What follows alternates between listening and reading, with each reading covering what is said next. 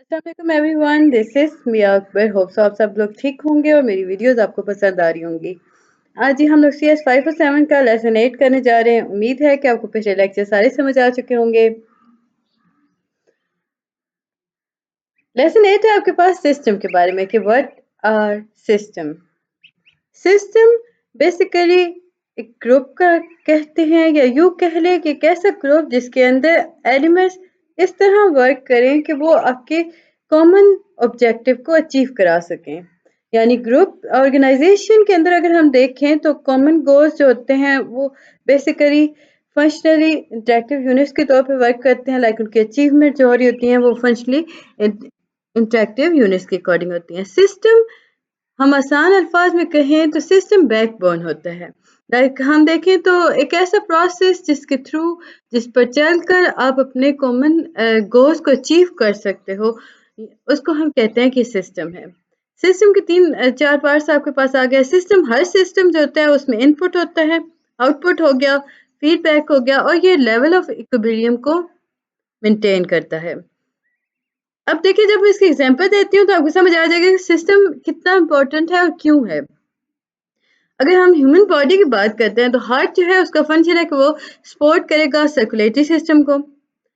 अब ये जो हार्ट है ये वाइटल रोल प्ले करता है आपके सर्वाइवल के लिए, लाइक आपकी इंटायर बॉडी के लिए। तो हमें पता चला कि जो सर्कुलेटरी सिस्टम पे वर्क हो रहा था वो हार्ट पे हो रहा था। लाइक हार्ट में सर्कुलेटरी मूवमेंट हो रही थी ब्लड की। सो इस तरह हमें पता चला कि सिस्टम है क्या।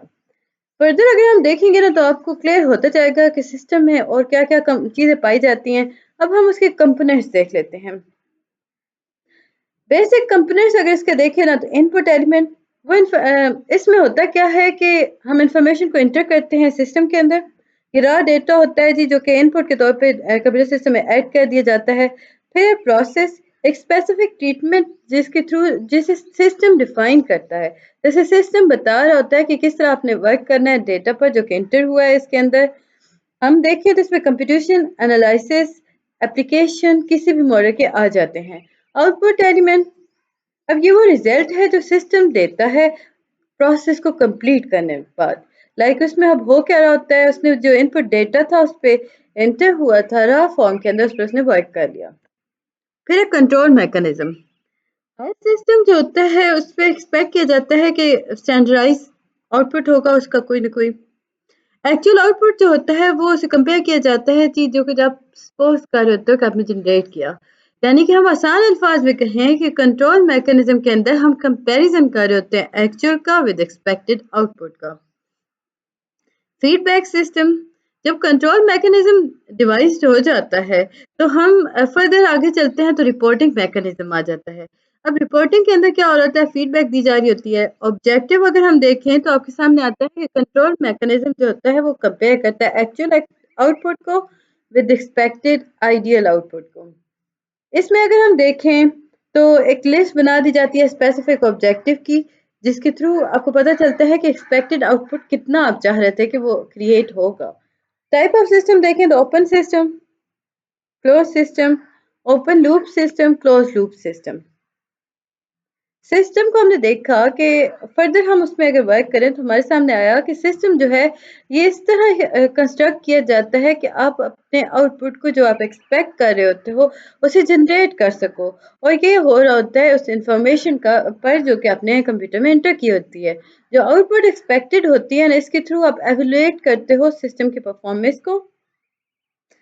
इसमें अगर हम फर्दर देखें तो आपके पास ये सिस्टम जो होता है वो आपको इस्टेब्लिश कराता है या रीडिफाइन करा रहा होता है आउटपुट को। इसमें आपके पास ऑब्जेक्टिव, कौन सा नीड है जिसको आपने अचीव करना है, control mechanism, output versus expected, feedback जिसके अंदर हम करेक्टिव एक्शंस की तरफ जाते हैं। टाइप ऑफ सिस्टम, अब देखिए, अब जब हम सबसे पहले इशू देखते हैं ना, आपके सामने आता है एनवायरनमेंट के अकॉर्डिंग बुक स्टोर। एग्जाम्पल है आपके पास बुक स्टोर। जब आप ओपन करते हो सिस्टम को, हर एक को अलाउ होता है कि वो देखे और परचेज कर सके बुक को। इसी तरह स्कूल लाइब्रेरी। क्लोज सिस्टम इसमें क्रिएट होता है। लाइक हम बुक स्टोर पे देखा हमने ओपन सिस्टम था। अब देखिए, यही बात यहाँ बताई गई थी। टाइप ऑफ सिस्टम है ओपन सिस्टम, एग्जाम्पल दे दी गई।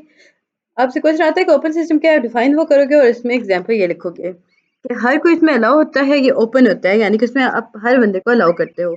स्कूल लाइब्रेरी की अगर हम बात करें तो ये क्लोज सिस्टम होता है, इसमें आपको लाइब्रेरी के लिए रिस्ट्रिक्टेड होता है, स्टूडेंट्स के लिए ओनली।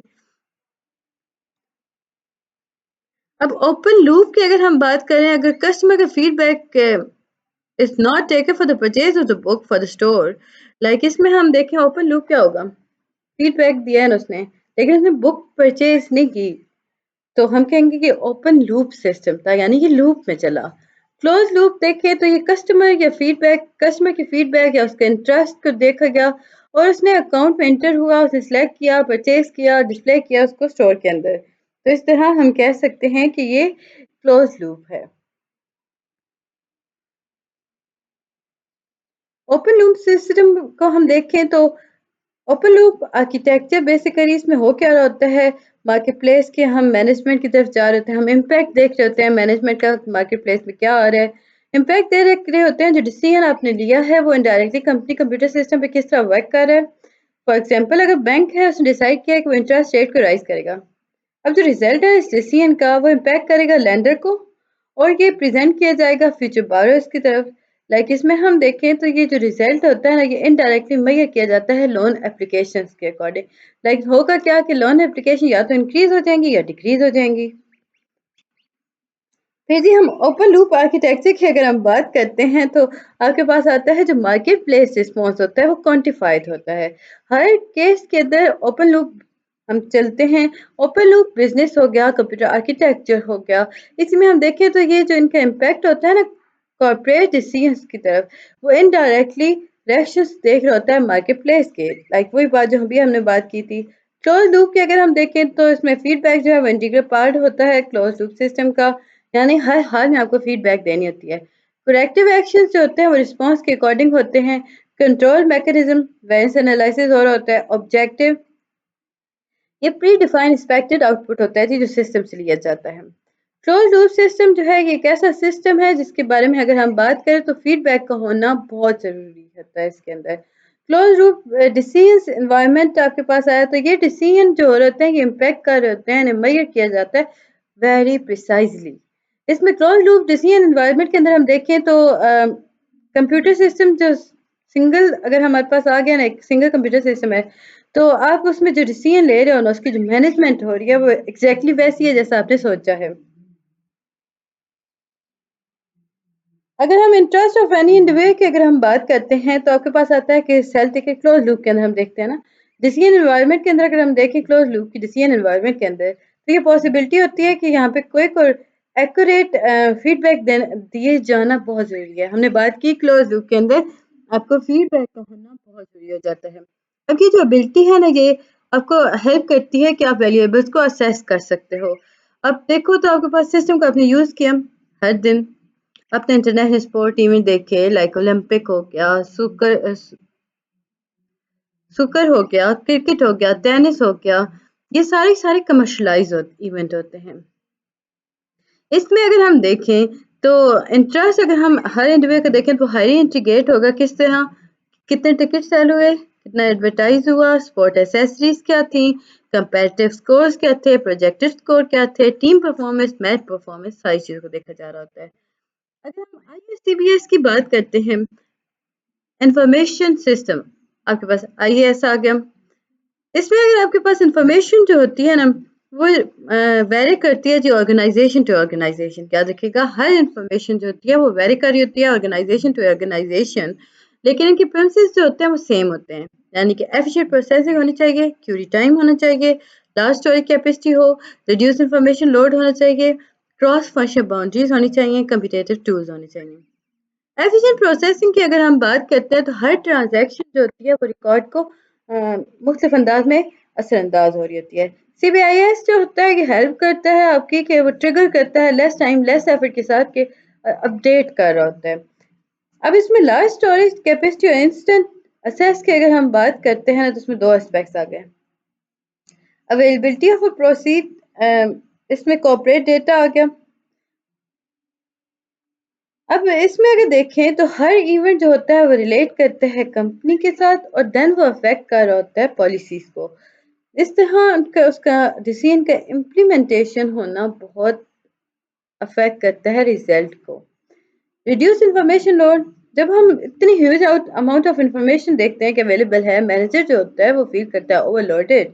सो वो उसे टाइम चाहिए होता है, वो डिसीजन लेना चाह रहा होता है। सीबीआईएस और आईएएस की अगर हम देखें तो ये टेलर करता है जी आपके लोड ऑफ इंफॉर्मेशन को with respect to every management requirement, यानी एवरी मैनेजर की रिक्वायरमेंट के अकॉर्डिंग वो उन्हें कम और ज्यादा करता रहता है, यानी ये बहुत हेल्पफुल है। क्रॉस फंक्शन कोऑर्डिनेशन, मुख्तलिफ फंक्शंस के अगर देखें तो ऑर्गेनाइजेशन जो होती है उसमें मैनेज की जाती है, उसमें मैन्युफैक्चर देखा जा रहा होता है, परचेज देखा जा रहा होता है, वेयर हाउस देखे जाते हैं, marketing, account, finance, human resources, ये सारे इसमें आ जाते हैं। उम्मीद है कि आपको ये चीज़ें समझ आ रही होंगी। काइंडली मेरे चैनल को लाइक और सब्सक्राइब कर दीजिएगा। वीडियो पसंद आती है कमेंट करें। कुछ नहीं समझ आ रहा तो मुझसे पता कर लें। कंपिटेटिव टूल, बिजनेस जो होता है वो प्रॉफिट को अर्न करता है। इसमें अगर हम देखें या तो वो प्रॉफिट करेगा या नॉन प्रॉफिट बेस्ड ऑब्जेक्टिव लेके आएगा। इसमें अगर देखें तो आपके सामने आता है कि मनी को अर्न करना बहुत हार्ड होता है। अगर हम आईएएस को नहीं ऐड करते, उसमें पूरी एक उसकी इंफॉर्मेशन ऐड नहीं कर रहे होते, क्वालिटी और वैल्यू ऑफ इंफॉर्मेशन को नहीं देख रहे होते, तो बहुत सारी चीज़ें आपके सामने प्रॉब्लम लेके आ जाती हैं। पेपर फ्री एनवायरनमेंट, इसमें इंफॉर्मेशन ओवरलोड हो जाती है, सो इन्हांस कर देती है पेपर वर्क को। मेंटेनेंस रिकॉर्ड करना हार्ड हो जाता है, क्योंकि ये कम्बरसम टास्क होता है। इसमें बहुत ज़्यादा प्रॉब्लम आ रही होती है, कभी पेजेस आगे पीछे हो गए, कभी क्या प्रॉब्लम हो गया। सो इसके लिए आईएएस सीबीआईएस का होना बहुत ज़रूरी है, क्योंकि वो इलेक्ट्रॉनिकली आपके वर्क को ओवरलोड होने से बचा लेती है। कंक्लूजन क्या आया, जो आईएएस है या सीबीआईएस है, हमें अब इतना ज़्यादा कर रही थी आईएएस सीबीआईएस, तो आईएएस क्या है? Information system. सीबीआईएस है computer based information system. CB computer based, IAS and again information system.